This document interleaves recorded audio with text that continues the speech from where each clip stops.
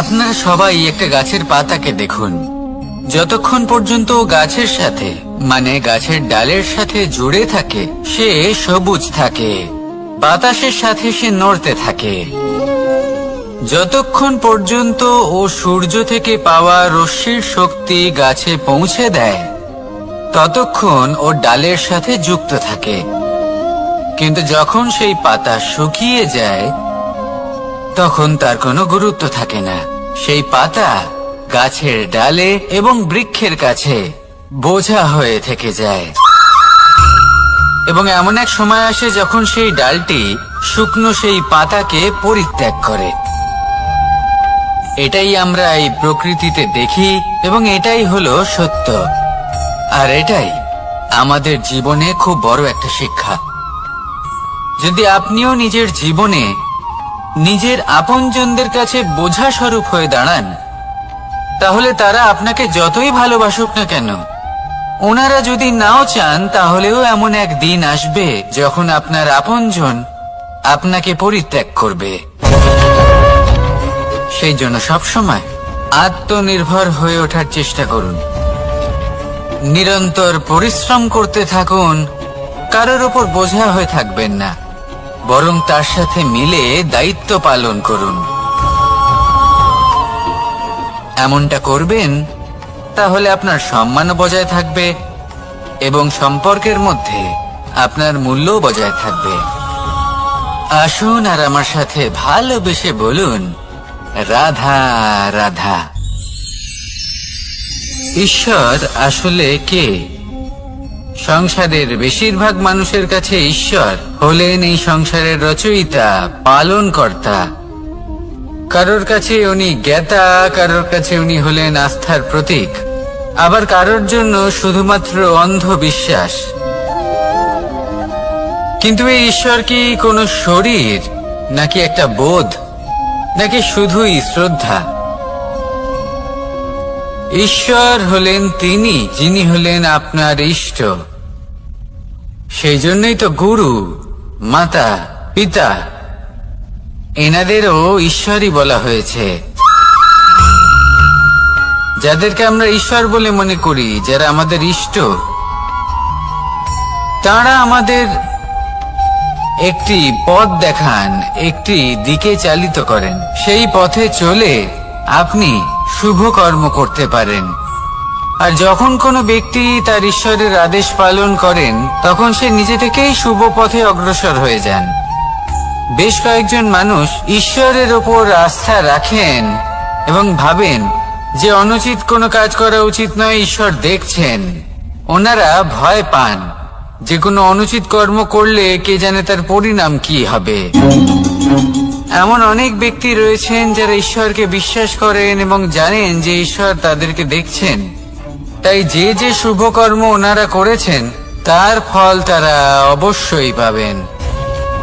এবার আপনি ভয় পেয়ে ঈশ্বরকে বিশ্বাস করবেন নাকি বিশ্বাসের দ্বারা ঈশ্বরকে বিশ্বাস করবেন, সেই সিদ্ধান্ত আপনারই। কিন্তু হ্যাঁ, যদি আপনার মনে ঈশ্বরের জন্য কোনো স্থান থাকে, যদি আপনার কোনো ইষ্ট থাকেন, যদি আপনি কাউকে ঈশ্বর মনে করেন যার প্রত্যেক আদেশ আপনি পালন করে থাকেন, তাহলে বলি ঈশ্বর কখনো আপনাকে অনুচিত পথে চালিত করবেন না। আসুন আমার সাথে ভালোবেসে বলুন, রাধা রাধা। কথায় আছে যে স্বপ্ন এবং লক্ষ্য হলো একটি মুদ্রারই দুটি দিক। যতক্ষণ না স্বপ্ন দেখছেন ততক্ষণ বুঝবেন কি করে আপনার লক্ষ্য কি? স্বপ্ন দেখে যদি নিজের লক্ষ্য বুঝতে পারেন, সেটা পেতে চান, তবেই সেটা লাভ করতে পারবেন। কিন্তু স্বপ্ন এবং লক্ষ্য এই দুইয়ের মধ্যে একটা ভারসাম্য রয়েছে যেটা বজায় রাখা প্রয়োজনীয়। একে আমরা বলে থাকি পরিশ্রম।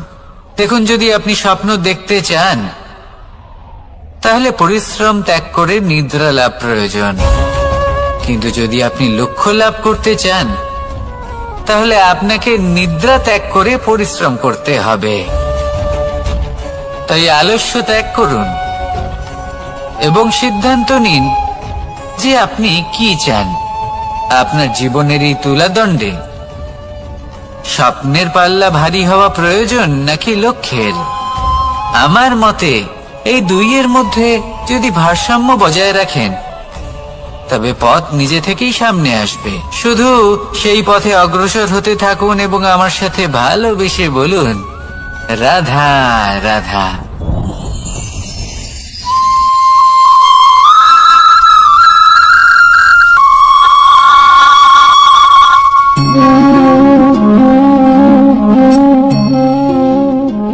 মোহনের বাঁশির এই সুর, এই সঙ্গীত কার না পছন্দ হয়? সবারই খুব ভালো লাগে। এবার এই সুর আসে কোথা থেকে? কেউ বলবেন কৃষ্ণের হৃদয় থেকে। সত্য কথা, এই সুর হৃদয় থেকে নির্গত হয় এবং প্রকট হয় এই বাঁশি থেকে। এই বাঁশিটাকে দেখুন, এই ছিদ্রগুলি দেখুন, প্রত্যেকটা সুর থেকে নিজস্ব একটা স্বর নির্গত হয়। এবার যে ব্যক্তি এই সমস্ত সুর এবং স্বর বুঝতে পারেন, এতে নিপুণ, তিনি এই বাঁশির দ্বারা যে সুর নির্গত করবেন তা তো মধুর অবশ্যই হবে। এবার জীবনের সাথেও কিছুটা এরকমই ঘটে। জীবনের কিছু নীতি থাকে, অর্থ, কুটুম্ব এবং আধ্যাত্মিক। যদি জীবনের প্রত্যেকটা মুহূর্ত সুখময় হয় এরকম আপনি চান, তাহলে এই তিনটি নীতিতে আপনাকে নিপুণ হতে হবে। কোনো একটি বিশেষ নীতির প্রতি যদি আপনি বেশি ঝুঁকে পড়েন, তাহলে বাকি দুই নীতি থেকে যা সুখ লাভ করা সম্ভব তা পারবেন না। ধন অর্জন করতে হবে পরিবারের জন্য, পরিবারের সুখ মনের শান্তির জন্য। মনে শান্তির প্রয়োজন মনের শুদ্ধতার জন্য। যখন এই মন শুদ্ধ হবে, জীবন শুদ্ধ হবে, পবিত্র হবে, সুন্দর হবে এবং ভালোবেসে বলবে, রাধা রাধা। আমি রথে যাত্রা করি, তাতে বারবার পথে থামি আর দেখি যে আমি অনুচিত দিকে যাচ্ছি না তো, আমি উচিত পথেই যাচ্ছি তো। কারণটা কি? কারণ হলো যাতে আমি পথভ্রষ্ট না হয়ে যাই। জীবনযাত্রাতেও এটাই প্রয়োজন। জীবনযাত্রায় ভোগ বিলাসের পথে হারিয়ে যাওয়া খুব সহজ। বারবার থেমে আপনাকে দেখতে হবে, নিজেকে কিছু প্রশ্ন করতে হবে। আমি কি আজ সেই কর্মই করছি যেটা আমি করতে চেয়েছিলাম? আমি কি আজ সেই জীবন যাপন করছি যেমন আমি যাপন করতে চেয়েছিলাম? যদি এই প্রশ্নগুলোর উত্তর হ্যাঁ হয়, তাহলে এগোতে থাকুন, নয়তো থেমে যান এবং বিচরণ করুন। মনে রাখবেন, এই সংসার অত্যন্ত জটিল আর এতে হারিয়ে যাওয়া অত্যন্ত সরল। সেই জন্য নিজে থেকে বারবার থামা এবং জীবন চিন্তন করা অত্যন্ত আবশ্যক। তাহলে সেটাই করুন আর আমার সাথে ভালোবেসে বলুন, রাধা রাধা। এই সংসারে যখনই দুজন মানুষ একত্রিত হয়ে কোনো সমস্যার বিষয়ে আলোচনা করেন, তখন হয় সবার শেষে কোনো না কোনো সমাধান বের করেন বা কোনো না কোনো বিবাদ করেন। এই বিবাদ হলো মনুষ্য জীবনের সবথেকে বড় ঝামেলা, সবথেকে বড় সমস্যা। ভেবে দেখুন, এই বিবাদ কেন হয়? তখনই হয় যখন বার্তালাপ ঠিকমতো হয় না। আর বার্তালাপ ঠিকমতো কেন হয় না? কারণ বেশিরভাগ সময় মানুষ একটাই ভুল করে বসে। সামনের মানুষের কথা শোনেন, কিন্তু তার উত্তর দেওয়ার জন্য, তার কথার মর্ম বোঝার জন্য নয়। কিন্তু যেদিন থেকে, যে মুহূর্ত থেকে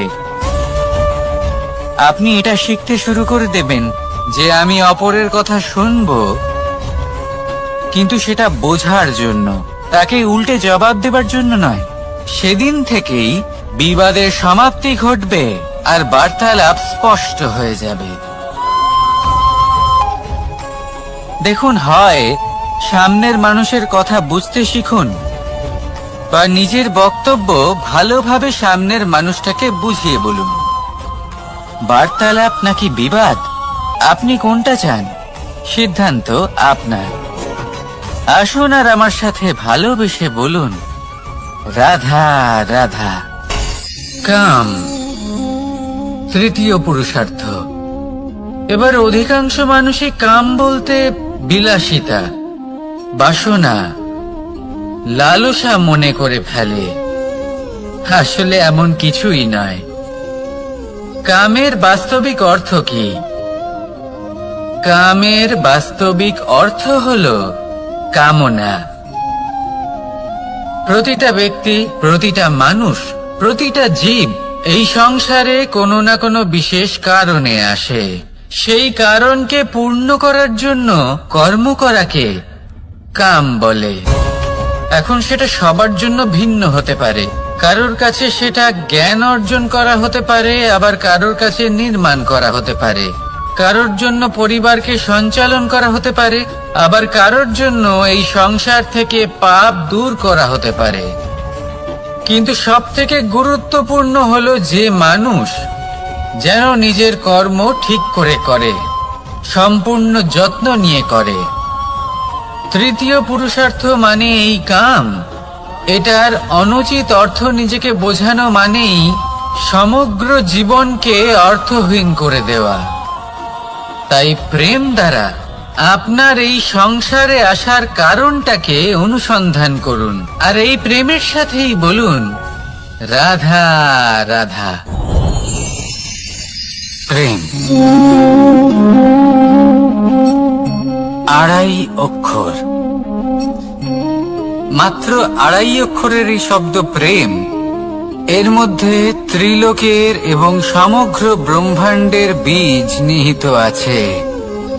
এমন কি আছে যে এই প্রেম করতে পারে না? যেখানে শক্তি এবং বিদ্যা প্রয়োগ করে আপনি কিছুই করতে পারবেন না, সেটাও প্রেম দ্বারা অর্জন করা সম্ভব। প্রেম চাইলে পাথরেও ফুল ফোটাতে পারে। প্রেম চাইলে ন্যাড়া পাহাড়ের বুক চিড়ে নদীপথ তৈরি করতে পারে। চাইলে নিরক্ষর ব্যক্তিকে সংসারের শ্রেষ্ঠ জ্ঞানী করে তুলতে পারে। শুধুমাত্র এই প্রেমের জন্য সবার দুষ্টু কানাই ঘনশ্যাম হয়ে উঠেছিল। শুধুমাত্র এই প্রেমের টানেই ত্রিলোকের স্বামী দ্বারকাধীশ নির্ধন সুদামার পদসেবাও করেছিলেন। এই প্রেম হলো সংসারের সবথেকে বড় শক্তি। এই সংসারের আধার হলো প্রেম। এমন কিচ্ছু নেই যা এই প্রেমের পক্ষে সম্ভব নয়। যেখানে বিদ্যা এবং শক্তি সাহায্য করতে পারে না, সেখানে এই প্রেম আপনাকে জয়ী করে দিতে পারে। তাহলে আসুন আর আমার সাথে ভালোবেসে বলুন, রাধা রাধা। আমরা যখনই কোনো যাত্রায় যাব বলে মনে করি, তখনই আমরা প্রস্তুত থাকি আসন্ন বিপদের জন্য বা সংকটের জন্য। যেমন যদি আমাদের মনে হয় যে আজকের পরিবেশ খুব ঠান্ডা হবে, তাহলে আমরা গরম বস্ত্র ধারণ করি বা সেটাকে সাথে নিয়ে যাই। যদি মনে হয় যে বৃষ্টি হতে পারে বা বৃষ্টি হয়ে চলেছে, আমরা দেখছি, তাহলে আমরা একটা ছাতা সাথে নিয়ে নিই। আমরা প্রস্তুত থাকতে চাই এবং এটাই উচিত, এবং সেই কারণেই আমরা যাত্রায় সাফল্য লাভ করি। কিন্তু যদি আমরা কথা বলি জীবনযাত্রা নিয়ে, যা কিনা সব থেকে বেশি গুরুত্বপূর্ণ, তাহলে তার জন্য আমরা পূর্ণরূপে প্রস্তুত থাকি না। আশেপাশের মানুষ, এই সমাজ, আমাদের সাথী, আমাদের মিত্ররা যে কোনো মুহূর্তে বদলে যেতে পারেন। সেই জন্য আমরা নিজেদেরকে কখনো সাবধান করি না, কখনোই নিজেদের প্রস্তুত করি না। আমাদের এটা কখনোই মনে হয় না যে এরকম হতে পারে, আর সেই কারণেই শেষে গিয়ে আমরা অত্যন্ত দুঃখ পাই। একটা অমূল্য শিক্ষা আছে যেটা আমাদের লাভ করা উচিত। সতর্ক থাকা উচিত। এই জীবনযাত্রার জন্য শুধুমাত্র এই পরিবেশের বিষয়ে তথ্য সংগ্রহ করা বা তাকে অনুমান করা এটুকু হলেই চলবে না। আমাদের আশেপাশের মানুষজনকে দেখতে হবে, তাদের স্বভাব পরিস্থিতির ওপর নজর রাখতে হবে। যখন তারা রং পাল্টাচ্ছেন নজর রাখতে হবে, তা অত্যন্ত আবশ্যক। পরিবর্তন আপনার জীবনে অবশ্যম্ভাবী। সঠিকভাবে তার সম্মুখীন হন। আসুন আমার সাথে ভালোবেসে বলুন, রাধা রাধা। আপনি এটা শুনে থাকবেন যে ছোট্ট একটা বালক সে ঈশ্বরের প্রতিরূপ হয়। কিন্তু এমন কেন বলা হয় তা কি আপনি কখনো ভেবে দেখেছেন? আমি আপনাকে বলছি, কোন একটা ছোট্ট বালককে দেখুন, সে কি করে? সকলকে সমান চোখে দেখে। ওর মনে না কোনো ছলনা রয়েছে, না কোনো কপটতা, না অহংকার রয়েছে, আর না কোনো বিষয় নিয়ে কোনো চিন্তা। সকলকে সে সমান চোখে দেখে আর নিজের মধ্যেই প্রসন্ন থাকে, সকল বিকার থেকে মুক্ত।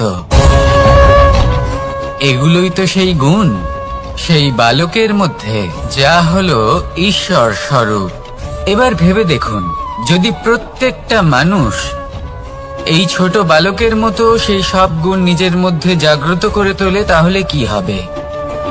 তারাও ঈশ্বর তুল্য হয়ে উঠবে। তাই আপনিও এটাই করুন, নিজের মনকে বিকার মুক্ত করুন সেই ছোট্ট বালকের মতো। মনের মধ্যে না কোনো চিন্তা রাখবেন, না মোহ, না ক্রোধ, না কোনো রকমের ছলনা বা কপটতা। সবাইকে সমান চোখে দেখুন আর নিজের মনেই প্রসন্ন থাকতে শিখুন। এই মন প্রেমময় হয়ে বলবে, রাধা রাধা। কেউ আমাকে মাখন চোর বলেন, কেউ বা আমাকে মুরলী মনোহর বলেন, কেউ আমাকে যুদ্ধ বিমুখ বলেন, কেউ বা আমাকে সুদর্শনধারী বলেন, কিন্তু আমি আসলে কে? আসুন, আজ আমি আপনাকে আমার আসল পরিচয় জানাবো। বাড়িতে সুস্বাদু মাখন থাকা সত্ত্বেও গোপীদের কাছে সুমধুর ভালোবাসাপূর্ণ বকুনি খাওয়া যে ভালোবাসে, সেই হলো কৃষ্ণ। আঙুলে সুদর্শন চক্র থাকা সত্ত্বেও যে রথের লাগাম ধরে থাকবে সেই সিদ্ধান্ত নিয়েছে, সেই হলো কৃষ্ণ। দ্বারকার মতো অনন্য রাজমহল থাকা সত্ত্বেও সুদামার মতো সখা যার অত্যন্ত প্রিয়, সেই হলো কৃষ্ণ। যদি আপনার মনে প্রেম থাকে, আপনি প্রেম বিতরণ করেন, সবাইকে ভালোবাসেন এবং ভালোবাসা রক্ষার খাতিরে শস্ত্র হাতে নিতেও আপনি সক্ষম থাকেন, তাহলে আপনি হলেন কৃষ্ণ। আসুন আমার সাথে ভালোবেসে বলুন, রাধা রাধা।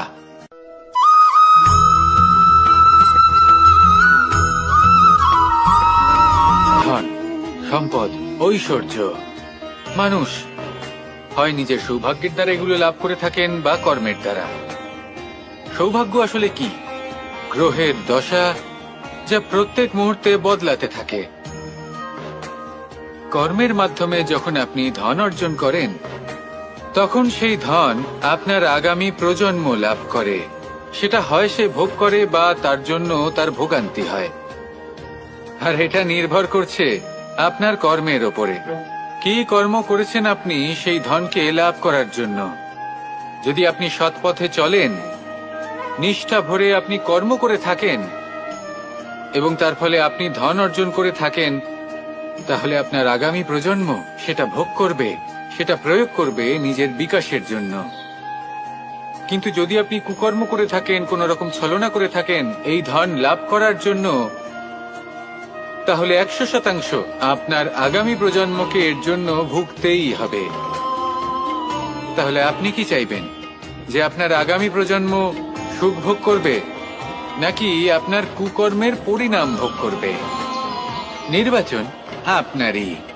আসুন আমার সাথে ভালোবেসে বলুন, রাধা রাধা।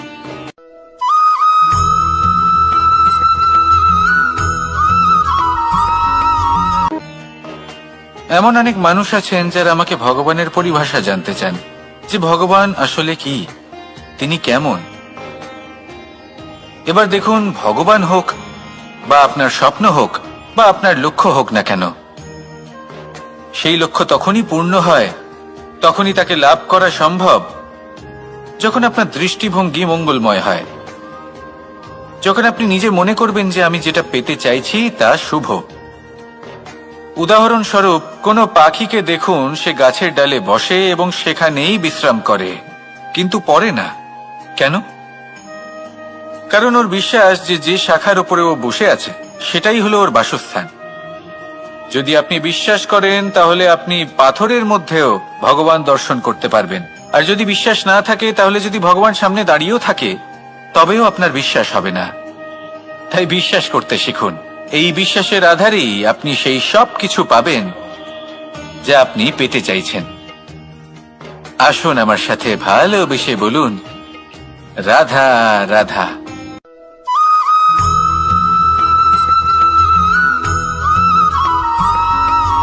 মাতা পিতার মনে সবসময় এই বাসনা বাস করে যে ওনাদের সন্তানের যেন মঙ্গল হয়। নিজের সন্তানকে সেই সবকিছু দেবার সবসময় চেষ্টা করতে থাকেন যেগুলো তারা নিজেরা নিজেদের জীবনে কখনো পেতে পারেননি, এবং এই প্রক্রিয়ায় সব থেকে গুরুত্বপূর্ণ বিষয়টি ভুলে যান, নিজের সন্তানকে সেই জিনিস দেওয়া যেটা উনি সব থেকে আগে পেয়েছেন। আমি ধনের কথা বলছি না, আমি বলতে চাইছি নিজের অভিজ্ঞতা দ্বারা ওনারা যে মানসিক স্থিতি লাভ করেছেন, ওনারা যে মর্যাদা লাভ করেছেন, যে শিক্ষা ওনারা লাভ করেছেন, সবার আগে নিজের সন্তানকে সেটা দেওয়া প্রয়োজন। সেটা যদি নিজের সন্তানকে দিতে পারেন তাহলে এই সন্তান জীবনে তার পথে এগোতেও পারবে, ধন অর্জনও করতে পারবে এবং শক্তিশালী অনুভবও করতে পারবে। সেই জন্য সন্তানকে সবার আগে সেটা দান করুন যেটা সব থেকে বেশি মূল্যবান। সেটা দিন যেটা আপনি সবার আগে লাভ করেছেন। আসুন আমার সাথে ভালোবেসে বলুন, রাধা রাধা। কখনো কখনো আমরা খুব ব্যথিত হয়ে পড়ি। আমরা নিজেদের পরিবারের জন্য এত কিছু করি আর তারা আমাদের দেখলেই ভয়ভীত হয়ে পড়ে, আমাদের দেখলে বিরক্ত হয়। কখনো নিজেদের সন্তানকে বিকাশের পথে অগ্রসর করার জন্য আমরা তাদের উপর একটু জোর দিই যাতে তারা পরিশ্রম করে, কিন্তু সেই সন্তান আমাদের উপর বিরক্ত হয়ে পড়ে। কখনো সন্তানকে সঠিক শিক্ষা দেওয়ার জন্য আমরা তাদের কিছু সীমা নির্ধারিত করি, তখন সেই সন্তানের চোখে নিজেদের জন্য আমরা ঘৃণা দেখতে পাই। মানুষ কেন ব্যথিত হবে না? দেখুন, যখন সূচের দ্বারা আপনি বস্ত্র সেলাই করেন তখন সূচের আঘাত সেই বস্তুকে সহ্য করতে হয়, কিন্তু তাতে সেই সূচ বা আপনার উদ্দেশ্যে কোনো প্রভাব পড়া উচিত নয়, কারণ আপনি তো আপনার কর্ম করছেন, আর তাও পূর্ণ নিষ্ঠা ভরে, এবং অবশেষে আপনার উদ্দেশ্য শুভ প্রমাণিত হবে। তাই কেউ বিরক্ত হচ্ছে বলে বা কারোর চোখে নিজের প্রতি ঘৃণা দেখার ভয় কখনো পিছিয়ে যাবেন না। কষ্ট না করে বিকাশ সম্ভব নয়। কর্ম করতে থাকুন, সবকিছু শুভ হবে। আসুন আমার সাথে ভালোবেসে বলুন, রাধা রাধা।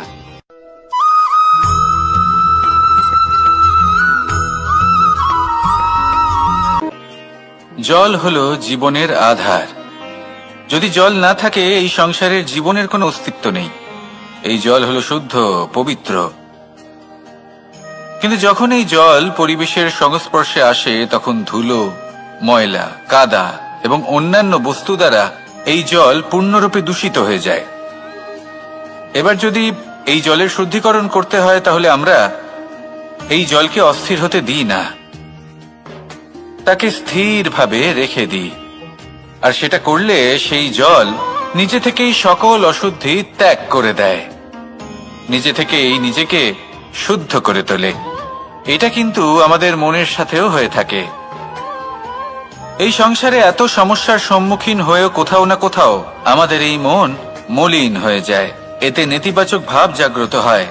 সেই মুহূর্তে আপনি কোনোভাবে রাগ করবেন না, মন খারাপ করবেন না, তাড়াতাড়ি কোনো সিদ্ধান্ত নেবেন না, কোনো প্রতিক্রিয়া দেবেন না। শুধু নিজের এই মনকে শান্ত করে রাখবেন, শান্ত মনে দিন যাপন করবেন। যদি এটা করেন তাহলে আপনি নিজে থেকেই বুঝতে পারবেন যে কি কি অশুভ ভাব আপনার মধ্যে জাগ্রত হয়েছে আর কি কি শুভ চেতনা আপনাকে জাগ্রত করতে হবে। আপনি নিজে থেকেই এমন পথ খুঁজে পাবেন যার দ্বারা এই অশুদ্ধি আপনি ত্যাগ করতে পারবেন। আসুন আমার সাথে ভালোবেসে বলুন, রাধা রাধা।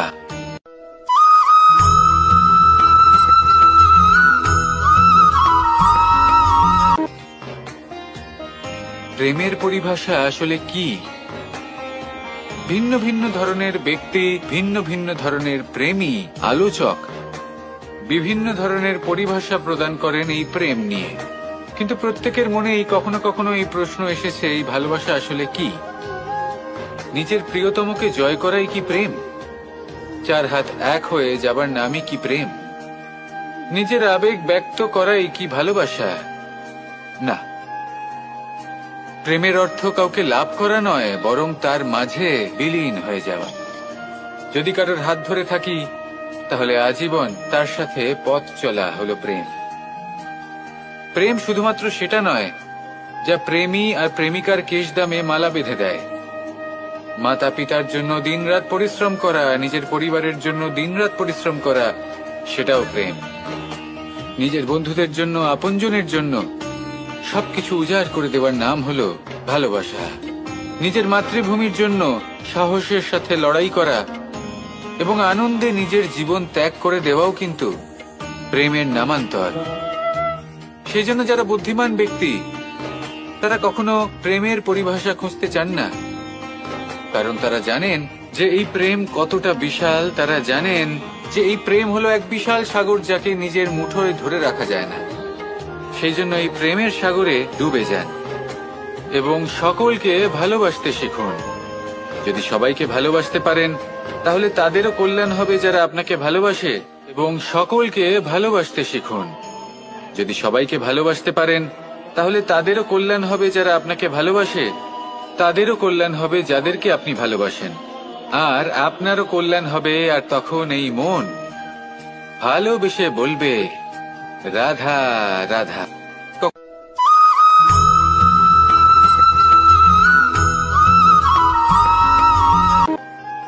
যদি আপনি নিজের জীবনে প্রকৃত বন্ধু নির্বাচন করতে চান তাহলে তার আগে দর্পণ আর ছায়া এই দুইয়ের বিশেষত্বর বিষয়ে জানাটা অত্যন্ত প্রয়োজনীয়।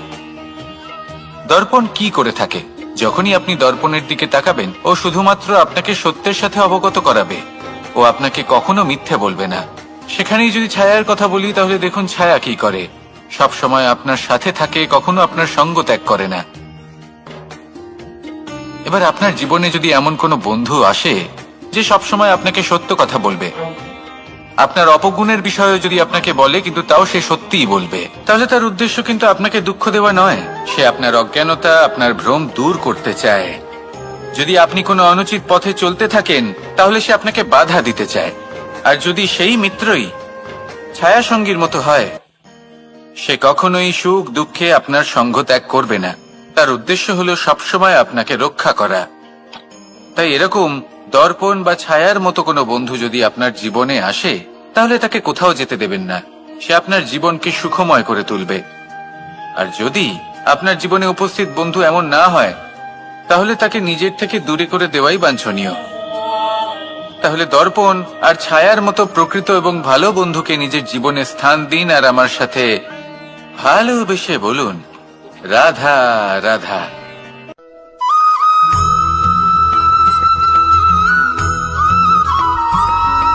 কখনোই প্রশ্ন আসতে পারে যে ইমারত কেন নির্মাণ করা হয়, কেন উৎসব পালন করা হয়, কেন মানুষ নিজেদের জন্মদিন পালন করেন, কেন দোল, বিজয়া দশমী, রাখি, দীপাবলির মতো উৎসব পালন করা হয়। যদি এগুলো পালন না করা হয় তাতে কি যায় আসে? যদি এই দোল উৎসব পালন না করা হয় তাহলে কি এই সংসার ভুলে যাবে যে নারায়ণের প্রতি ভক্তির কারণে ভক্ত প্রহ্লাদকে অগ্নি স্পর্শও করতে পারেনি? যদি বিজয়া দশমী পালন না করা হয় তাহলে কি এই সংসার ভুলে যাবে যে এই দিনে শ্রীরাম রাবণকে বধ করেছিলেন? যদি আমরা দীপাবলির এই উৎসব পালন না করি তাহলে কি এই সংসার এটা ভুলে যাবে যে অযোধ্যাতে অমাবস্যার এমন এক রাত এসেছিল যে রাত্রে অযোধ্যা পূর্ণিমার থেকে বেশি উজ্জ্বল হয়ে উঠেছিল।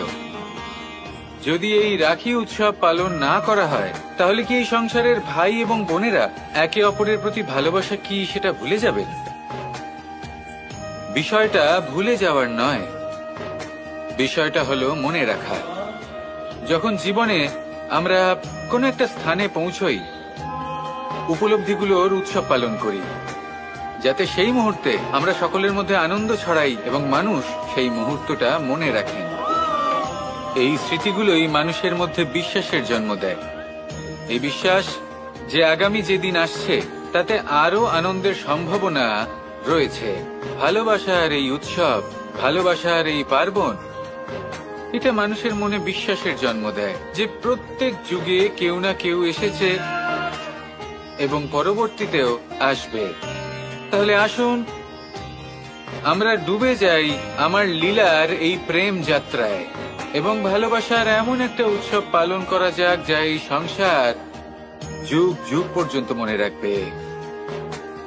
তাহলে আসুন আর আমার সাথে ভালোবেসে বলুন, রাধা রাধা।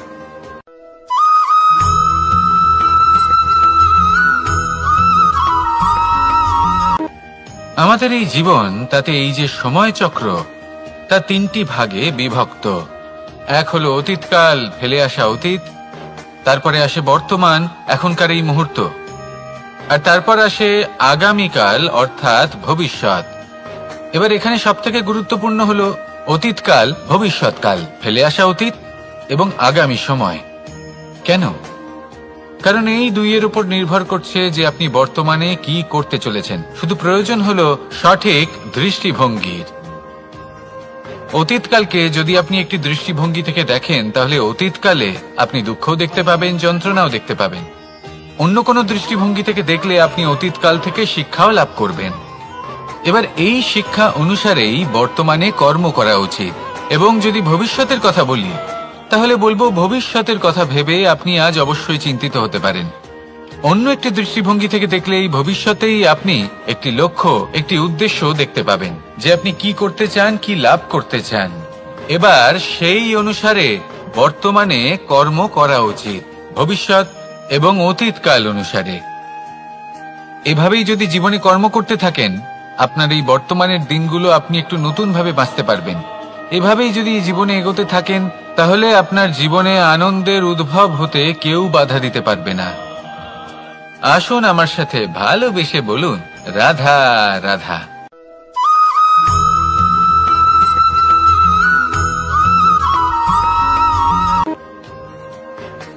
সমুদ্র মন্থনের সময় দুই ধরনের রত্ন লাভ করা হয়েছিল।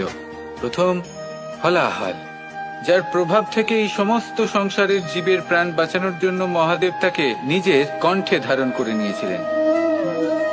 আর দ্বিতীয় অমৃত, যেটা কিঞ্চিত পরিমাণ মাত্রায় পাওয়া গেছিল। কখনো কখনো জীবনে এমন কোন বস্তু যা আপনি প্রয়োজনের থেকেও অনেক বেশি মাত্রায় ভোগের জন্য লাভ করে থাকেন, তা আপনার জন্য বিষ প্রমাণিত হতে পারে। যেমন জল, প্রয়োজনের থেকে অনেক বেশি মাত্রায় যদি এই জল আসে তাহলে আপনার প্রাণ কাটতে পারে। কিন্তু পরিশ্রমের পরে এক পাত্র শীতল জল দ্বারা আপনি যদি স্নান করে নেন, তাহলে তা আপনার শরীরের জন্য অমৃত হবে। পরিশ্রম করার পরে যদি আপনার শরীর এক পাত্র খাবার লাভ করে, তাহলে তা আপনার শরীরের জন্য অমৃত। কিন্তু যদি কোনো পরিশ্রম না করেই আপনি দিনরাত শুধুই খাবার গ্রহণ করতে থাকেন, তাহলে আপনার কাছে তা বিষ সমান।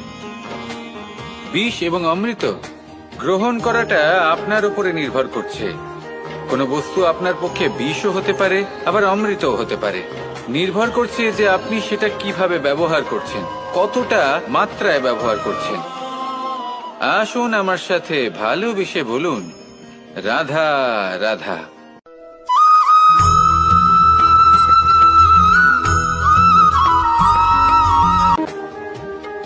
সুখ, দুঃখ, মৃত্যু, মহামারী, এগুলো কখনো বলে আসে না, আবার জিজ্ঞাসা করেও আসে না।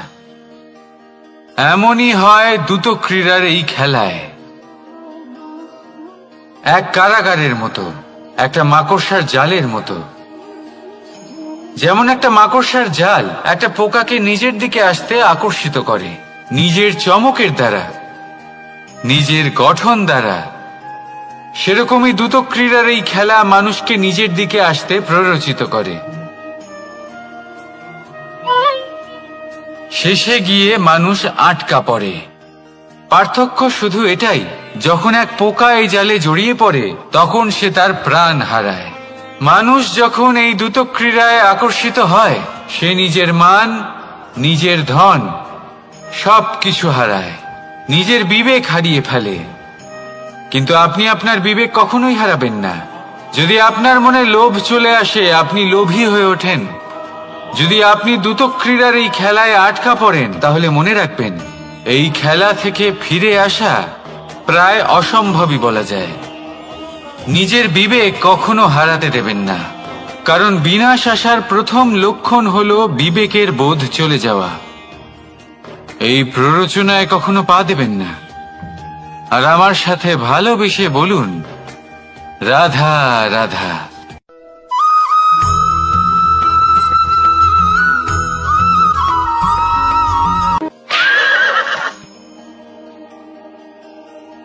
প্রেম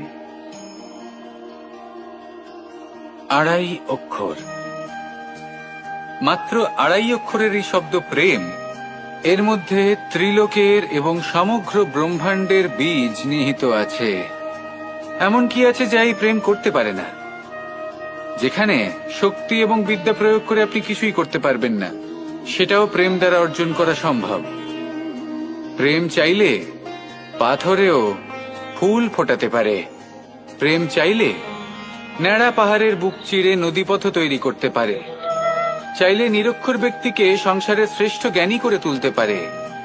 শুধুমাত্র এই প্রেমের জন্য সবার দুষ্টু কানাই ঘনশ্যাম হয়ে উঠেছিল। শুধুমাত্র এই প্রেমের টানেই ত্রিলোকের স্বামী দ্বারকাধীশ নির্ধন সুদামার পদসেবাও করেছিলেন। এই প্রেম হলো সংসারের সবথেকে বড় শক্তি। এই সংসারের আধার হলো প্রেম।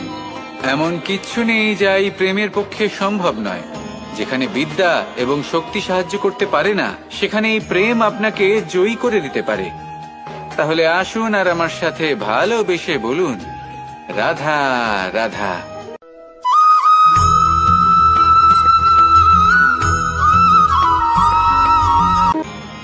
বরদান এবং অভিশাপ, এই দুই হলো একই মুদ্রার দুটি পিঠ। এই বরদান আমরা অনেক কারণে পেতে পারি। কখনো নিজের পরিশ্রমের কারণে, কখনো নিজের তপস্যার কারণে, কখনো আমাদের পূর্বপুরুষদের কর্ম ও তপস্যার কারণে। কিন্তু এই বরদান কতক্ষণ বরদান থাকবে তা আমরা নিশ্চিত করতে পারি না। তা সুনিশ্চিত করে শুধুমাত্র আমাদের কর্ম। যদি আপনাকে উদাহরণ দিই, আপনি রেশমের কীট দেখেছেন? ও বরদান পেয়েছে যে ও নিজের সুরক্ষার জন্য খোলস বানাতে পারে। এবারও তাতে এত মত্ত হয়ে যায় যে এমন এক আবরণ বানিয়ে ফেলে যাতে সে নিজেই আবদ্ধ হয়ে চাপা পড়ে মরে যায়। এটার তাৎপর্য কি? তাৎপর্য খুবই সরল। গর্ব করা খুবই ভালো, কিন্তু অহংকার করা কখনোই উচিত নয়। যদি অহংকার মনের মধ্যে প্রবেশ করে তাহলে এই বরদান অভিশাপে পরিণত হতে সময় লাগে না। আর যদি কর্মশ্রেষ্ঠ হয় তাহলে অভিশাপ বরদানে পরিণত হয়। তাহলে আসুন শ্রেষ্ঠ কর্ম করুন আর আমার সাথে ভালোবেসে বলুন, রাধা রাধা।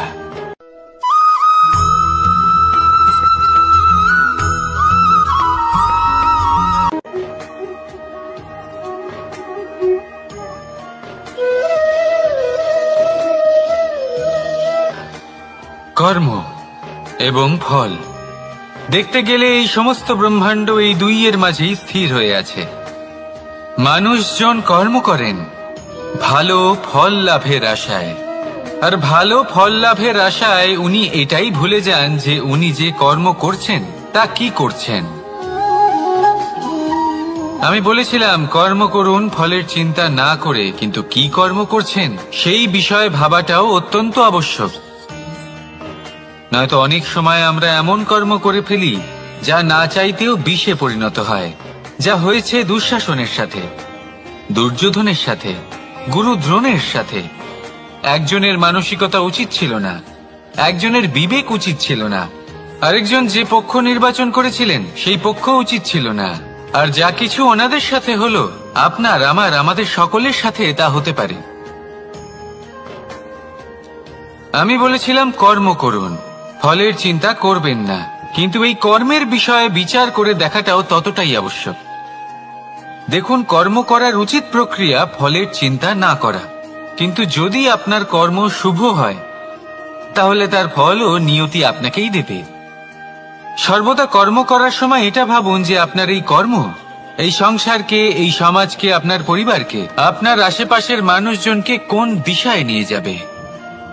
যদি এটা সবার জন্য মঙ্গলময় হয় তাহলে কর্ম করতে থাকুন। আর হ্যাঁ, নিশ্চিত রূপে ফলের চিন্তা করবেন না। আসুন আমার সাথে ভালোবেসে বলুন, রাধা রাধা।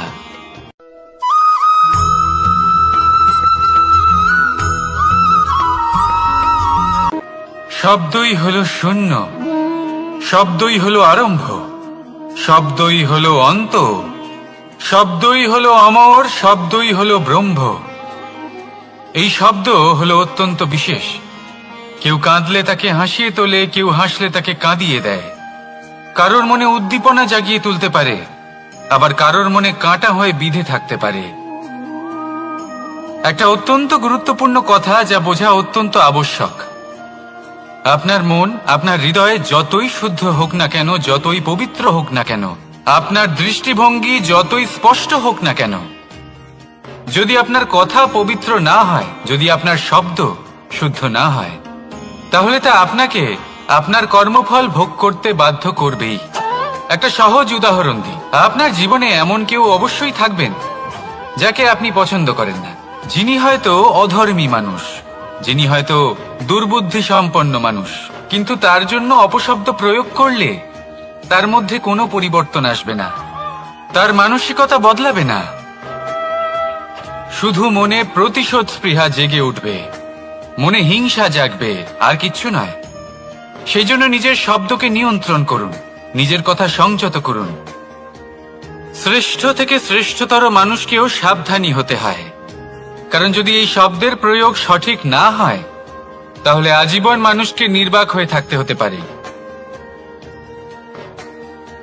তাহলে নিজের শব্দ নিয়ন্ত্রিত রাখুন, নিজের কথাকে শুভ করুন, এতে প্রেমবোধ জাগিয়ে তুলুন, আর সেই প্রেমবোধ নিয়েই বলুন, রাধা রাধা।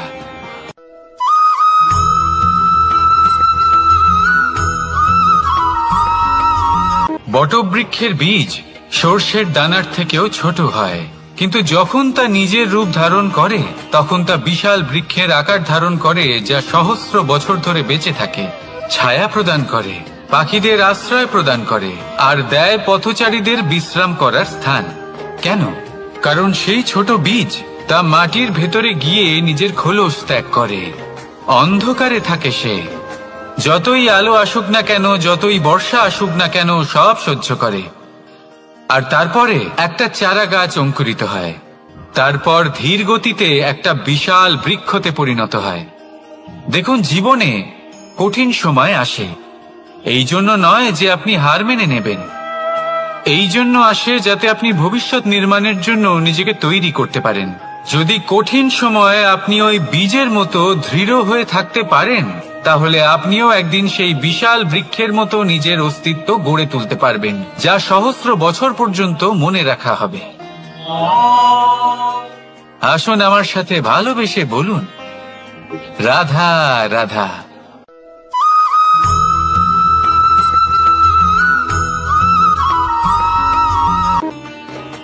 ভগবান আর ভক্ত যখন এক আকার হয়ে যায়, যখন ভক্ত তার ভগবানের প্রতি এবং নিজের জীবনের উদ্দেশ্যের প্রতি সম্পূর্ণরূপে সমর্পিত হয়, তখন জন্ম নেয় ভক্তি। এই সংসারের সমস্ত আশা হয়তো আপনার সঙ্গ ত্যাগ করে দিতে পারে, তখনও ভক্তি সাথে থাকবে। ভক্ত আর ভগবান যখন এক আকার হয়ে যায়, তাদের মধ্যে কোনো পার্থক্য থাকে না। তারা এক হয়ে যায়, এক ব্যক্তিত্ব, এক অস্তিত্ব। সেই জন্য কখনো জীবনে যে কোনো রূপেই, যে কোনো প্রকারেই, যে কোনো ঈশ্বরকে মান্য করুন। মনের মধ্যে শ্রদ্ধা ভাব জাগ্রত করুন, মনে ভক্তি ভাব জাগ্রত করুন। এই সমগ্র সংসারে সব কিছু আপনাকে ছেড়ে চলে গেলেও তখনও এই ভক্তি শুধুমাত্র আপনার উত্থান ঘটাবে। তাই মনে ভক্তি জাগ্রত করুন আর আমার সাথে ভালোবেসে বলুন, রাধা রাধা।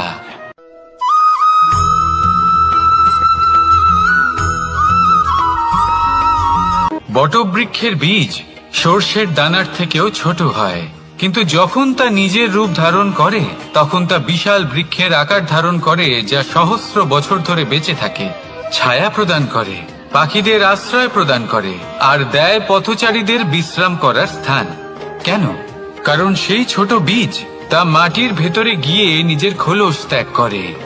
অন্ধকারে থাকে সে, যতই আলো আসুক না কেন, যতই বর্ষা আসুক না কেন, সব সহ্য করে। আর তারপরে একটা চারা গাছ অঙ্কুরিত হয়, তারপর ধীর গতিতে একটা বিশাল বৃক্ষতে পরিণত হয়। দেখুন, জীবনে কঠিন সময় আসে, এই জন্য নয় যে আপনি হার মেনে নেবেন, এই জন্য আসে যাতে আপনি ভবিষ্যৎ নির্মাণের জন্য নিজেকে তৈরি করতে পারেন।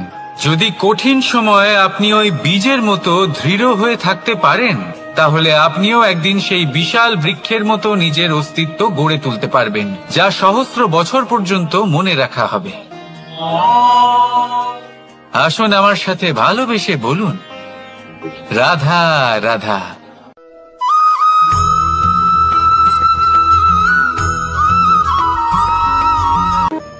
সাফল্য কে না চান?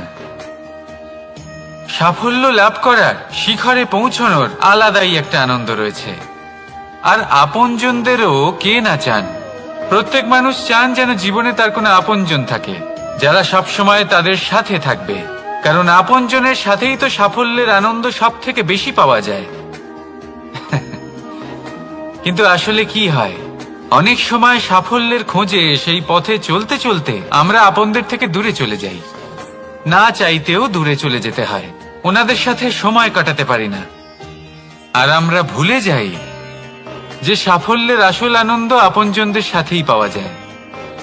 সফল হওয়ার পরে আপনদের সাথে দেখা হলে তাদের চোখে আমাদের জন্য যে আবেগ থাকে, যে সম্মান, যে প্রেম থাকে, সেটাই হলো আসল পুরস্কার। আমরা সেই কথা ভুলে যাই এবং একা হয়ে পড়ি। বেশিরভাগ সময় এটাই হয়, বেশিরভাগ সময় সফল মানুষগুলি একা হয়ে যান। এবার আপনি কি চান?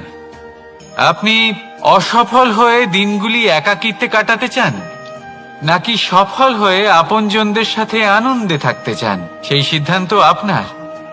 সাফল্যের পেছনে ছুটুন, নিজেকে উজাড় করে দিন, কিন্তু আপনজনদের সঙ্গ ত্যাগ করবেন না। সেই আপনজন যারা আপনার সাফল্যের জন্য দায়ী, সেই আপনজন যিনি আপনার সাফল্যে আনন্দ পান, সুখ লাভ করেন, তাদের কখনো ত্যাগ করবেন না। আসুন আমার সাথে ভালোবেসে বলুন, রাধা রাধা।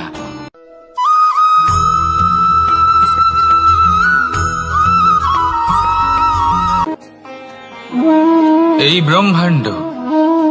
ব্রহ্মাণ্ড কত বৃহৎ, তাই না? যার সম্মুখে এই পৃথিবীকেও একটা বিন্দুর মতো মনে হয়। আর এই পৃথিবীতে আমরা কে হই, আমাদের আকার কি রকম, আমাদের অস্তিত্বই বা কি? যখন আমরা এভাবে ভাবি তখন মনে হয় আমরা কিছুই নই।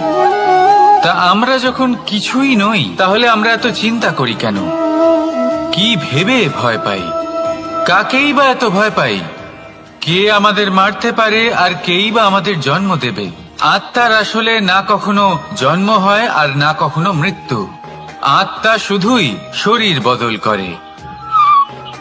আপনি, আমি, আমরা সকলে এই শরীর নয়, আমরা হলাম আত্মা, যা হলো পরম আত্মার পরম অঙ্গ। সেই জন্য মনে রাখবেন, বাইরের কোথাও দেখবেন না, নিজের অন্তরের গভীরে গিয়ে দেখুন, আত্মাকে উপলব্ধি করতে শিখুন। ক্লেশ, ভয়, চিন্তা, এই সব কিছুর থেকে নিজেকে দূরে রাখুন, তাহলেই উপলব্ধি করতে পারবেন পরমাত্মাকে। তাহলে আসুন আমার সাথে ভালোবেসে বলুন, রাধা রাধা।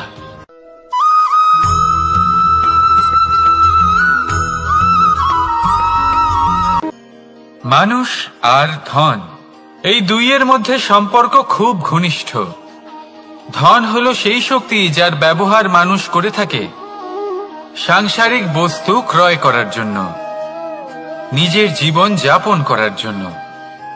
আর মানুষ হলো সেই শক্তি যারা ধনকে গুরুত্বপূর্ণ করে তোলেন।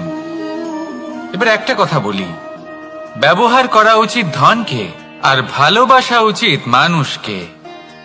এটা বেশিরভাগ মানুষই বোঝেন না। মানুষ এখানেই সব থেকে বড় ভুল করে বসেন। তারা ভালোবাসেন ধনকে আর ব্যবহার করেন মানুষকে। এ হলো অনুচিত। দেখুন, আপনি একটা সূচের দ্বারা যুদ্ধ করতে পারবেন না, আর কোনো তলোয়ার দ্বারা বস্ত্র সেলাই করতে পারবেন না, তাই না? কোনটা কিসের জন্য হয় সেটা বোঝা অত্যন্ত জরুরি। আপনিও সঠিক দিকে অগ্রসর হন। মানুষকে ভালোবাসুন আর ধনকে ব্যবহার করুন। যদি আপনি মানুষকে ব্যবহার করেন তাহলে আপনি ভালোবেসে ফেলবেন ধনকে, আর এই ভালোবাসা ধীরে ধীরে পরিণত হবে লোভে, আর ধীরে ধীরে এটা আপনাকে বিনাশ করে দেবে। তাহলে সমস্ত মানুষকে ভালোবাসুন আর এইভাবে ভালোবেসে বলুন, রাধা রাধা।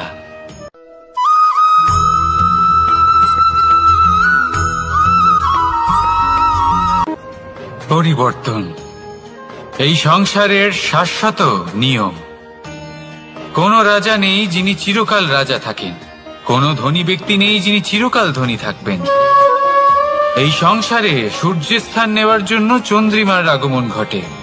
কোন স্থান যাকে পতিত বলা হয়েছিল সেখানে মহল তৈরি হয়েছে। কোন স্থান যাকে আজ মলিন বলা হয়েছে কাল সেখানে মন্দিরও স্থাপন হতে পারে। কোন ঋতু চিরকালের জন্য থাকে না, কখনো সময় চিরকাল একরকম থাকে না। আজ যা আপনার কাছে রয়েছে কাল অন্য কারোর ছিল। আজ যে আপনার কাছে রয়েছে কাল তা অন্য কারোর কাছে চলে যাবে। আপনার সাথে কিছু থাকলে তা হলো আপনার কর্ম, কিন্তু সেই কর্মের পরিণামও আপনার নয়। আপনি শুধু কর্ম করুন, বাকি সবকিছুই পরিবর্তনশীল। কিন্তু সেই পরিবর্তনকে দেখে ভয় পাওয়ার প্রয়োজন নেই, তাকে স্বাগত জানান। যদি আপনি হাসি মুখে সেই পরিবর্তনকে স্বাগত জানান তাহলে এই পরিবর্তনও হাসি মুখে আপনার সাথে থাকবে। আসুন আমার সাথে ভালোবেসে বলুন, রাধা রাধা।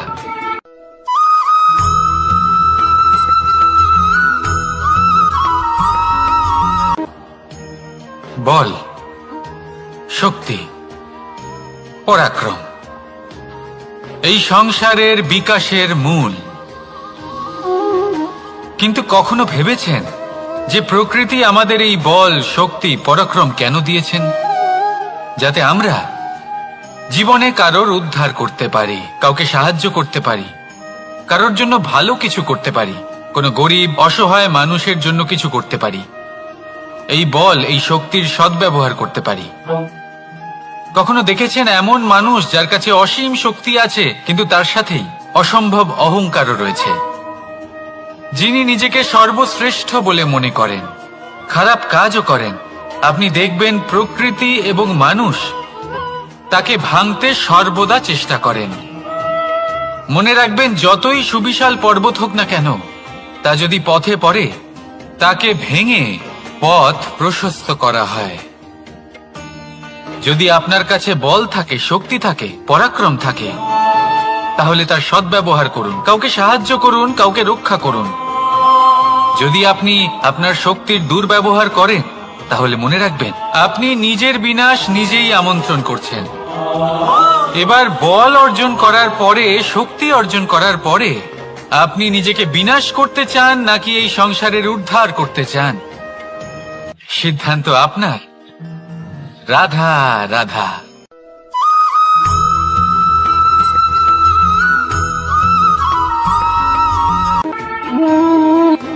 সময়, এই সময় আসলে কি? এই সময় একটা সরল রেখা তো কখনোই নয়। সময় হলো একটা চক্র, যেখানে এর আদি সেখানেই হলো এর অন্ত, আর যেখানে তা শেষ হয় সেখান থেকেই তার শুরু হয়। এই সময় একটা অত্যন্ত বিচিত্র চিন্তা, বিচিত্র ভাবনা, একটা বিচিত্র বস্তু যা কেউ বুঝতে পারেন না। এই সময়ের লীলা, এর কোনো প্রমাণ নেই, কোনো জ্ঞান নেই, কোনো পরিমাপ নেই। শুধু এটুকু আমরা জানতে পারি, যেখানে শেষ হবে সেখান থেকে একটা নতুন সূচনাও হবে। যা আজ আপনার কাছে আছে কাল অন্য কারোর কাছে যাবে, তারপরে তার কাছ থেকেও অন্য কারোর কাছে যাবে, তারপরে তার থেকেও ছিনিয়ে নেওয়া হবে। এই নিয়তির একজনের কাছ থেকে অন্যজনের কাছে আদান প্রদানের এই সময় হলো আপনার সময়। এই সময়ের সদ্ব্যবহার করুন, এই সময়কে বাঁচুন। আপনাকে শুধু এটাই সুনিশ্চিত করতে হবে যে আপনি কোন পক্ষে আছেন। আর সত্যি বলতে কি, আপনার জীবনের পরিণাম নির্ভর করে আপনার নির্বাচনের ওপর। আপনি কোন পক্ষ নির্বাচন করছেন। তাহলে মনে রাখবেন, জীবনে সেই পক্ষই নির্বাচন করবেন যা চয়ন করার পরে আপনি সুখ অনুভব করবেন, আপনি সন্তোষ লাভ করবেন, প্রসন্নতা লাভ করবেন। আর আমি এটাই সুনিশ্চিত করব যে এই পক্ষ যেন শান্তির পক্ষ হয়, এই পক্ষই যেন প্রেমের পক্ষ হয়। তাহলে চিন্তা করবেন না, আর আসুন আমার সাথে ভালোবেসে বলুন, রাধা রাধা।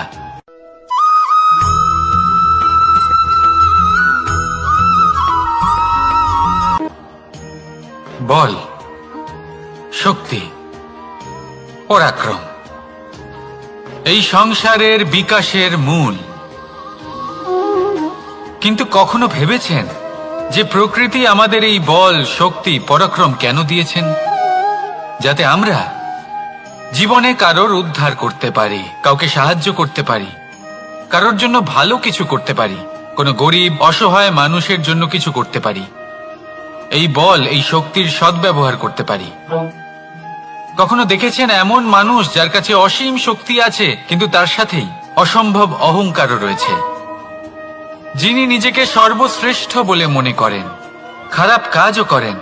আপনি দেখবেন প্রকৃতি এবং মানুষ তাকে ভাঙতে সর্বদা চেষ্টা করেন।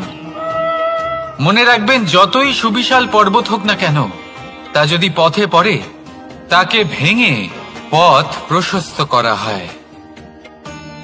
যদি আপনার কাছে বল থাকে, শক্তি থাকে, পরাক্রম থাকে, তাহলে তার সদ্ব্যবহার করুন, কাউকে সাহায্য করুন, কাউকে রক্ষা করুন। যদি আপনি আপনার শক্তির দুর্ব্যবহার করেন, তাহলে মনে রাখবেন আপনি নিজের বিনাশ নিজেই আমন্ত্রণ করছেন। এবার বল অর্জন করার পরে, শক্তি অর্জন করার পরে আপনি নিজেকে বিনাশ করতে চান নাকি এই সংসারের উদ্ধার করতে চান, সিদ্ধান্ত আপনার। রাধা রাধা।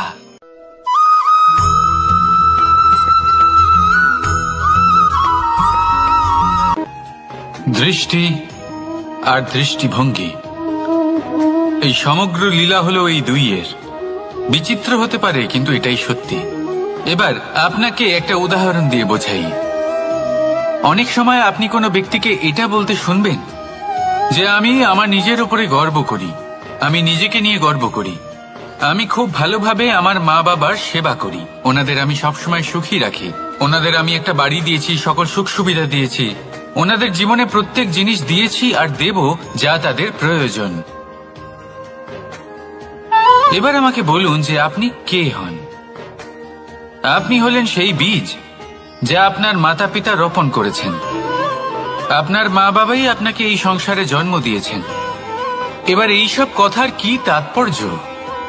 এই হলো সেই ব্যক্তির দৃষ্টিভঙ্গি। এবার দেখা যাক এই প্রকৃতি আমাদের কি শেখায়। কখনো কোনো গাছকে দেখবেন, যখন সেই গাছে ফল আসে, সে মালিকে এটা বলে না যে দেখো আমি তোমাকে ফল খেতে দিচ্ছি।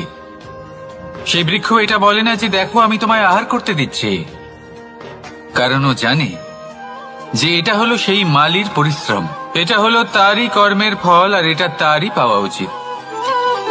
সে বলে যে তোমার জিনিস তোমাকেই অর্পণ করলাম, এ আমার জিনিস নয়। ও জানে সেই মালির গুরুত্ব আসলে কি, এটা হলো তার দৃষ্টিভঙ্গি। সেই জন্য আপনি জীবনে কোন ব্যক্তির মধ্যে, কোন পশু পাখির মধ্যে, কোন প্রাণীর মধ্যে, কোন পরিস্থিতিতে, কোন আবেগের মুহূর্তে কি দেখতে পাচ্ছেন, সেটা আপনার দৃষ্টিভঙ্গির উপরে নির্ভর করছে।